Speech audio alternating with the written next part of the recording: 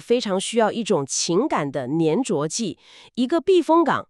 当一个群体里有一个核心人物能够散发温暖、化解冲突，让大家感到安心时，这个群体就会充满福气。这样解释我就完全懂了。这让我想到，就算在一个新创公司的团队里，也常常会有一个类似团队稳定器的角色。没错，这个人不一定是女性，也不一定是主管。对，他可能就是那个会注意到谁今天心情不好，在会议气氛紧绷的时候跳出来缓和局面的人。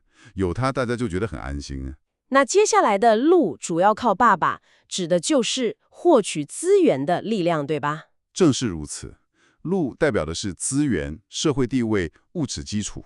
如果福是向内稳定的力量，那路就是向外开疆辟土、获取生存资源的力量。就像公司的超级业务员那样，对应到人和组织中，这就是那个负责对外谈判、拉业务、确保团队有足够粮草可以生存下去的那个推进器。这两者形成了一个极为精密的内外平衡。也就是说，没有福，群体会因为内部压力而分崩离析；但没有路，群体就无法在现实世界中立足。内外平衡，这的确是任何群体生存的基础。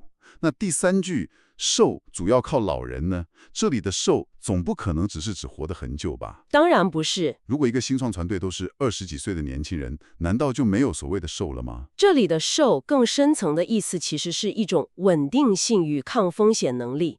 你觉得老人在一个群体中象征着什么？经验丰富，看过很多世面。没错，是时间的积累，是看过无数风浪后的历史档案库。当年轻一辈遇到危机，觉得天要塌下来的时候，拥有历史视角的人可能只是淡淡的说一句：“这没什么，我们以前也遇过类似的，只要这样处理就好。”哇，那种从容感真的很安定人心。对，这就是一种拉长了时间轴的智慧。就算是一个全都是年轻人的团队，只要其中有人具备这种能从过往经验中提取智慧、冷静判断的特质，他就是在发挥寿的功能。也就是说，这是团队里的防护网。那最后一个喜主要靠孩子呢？